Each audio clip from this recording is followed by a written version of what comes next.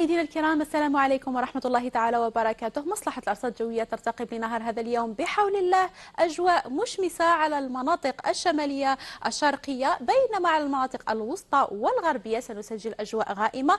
بعض الأمطار ستلتحق بالمناطق الغربية وحتى الوسطى غربية خلال الليل.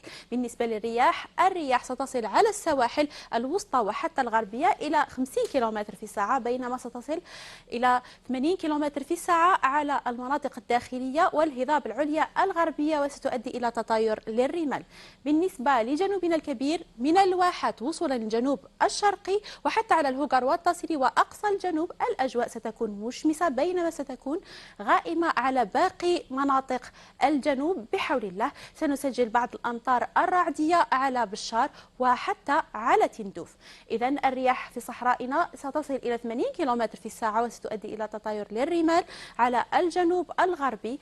الرياح ستمس شمال الصحراء ووسط الصحراء وصولا إلى أقصى الجنوب بالحدود الجزائرية المالية. بالنسبة لدرجات الحرارة لنهار هذا اليوم سنسجل 28 درجة على عنابة، 27 درجة بقالمة، 28 درجة بباتنا، 26 درجة بقسنطينة، 30 درجة بتيزي وزو، 32 درجة بالجزائر العاصمة، و36 درجة بوهران، 34 درجة بتلمسان، 23 درجة بالبيض، 25 درجة بالجلفة، 36 درجة ببسكرة، 34 درجة بإليزي، 31 درجة بجانت، 32 درجة بتمن راست، و42 درجة كأعلى مقياس ببرج باجي مختار.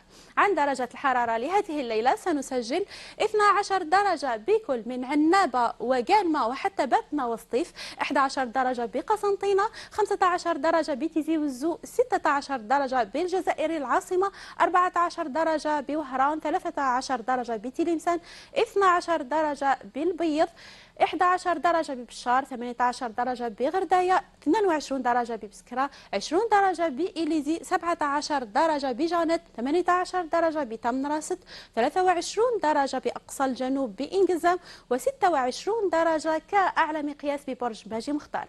عن الملاحة والسيل البحري، البحر سيكون بحول الله هادئ على السواحل الشرقية، سرعة الرياح ستصل إلى 40 كيلومتر في الساعة، بينما على السواحل الوسطى والغربية سيكون قليل الاضطراب، سرعة الرياح ستصل إلى 50 كيلومتر في الساعة. عن وقت غروب الشمس في الجزائر العاصمة وضواحيها سيكون في حدود الساعة 7:18. مشاهدينا الكرام، نشكركم على حسن المتابعة. دمتم في أمان الله.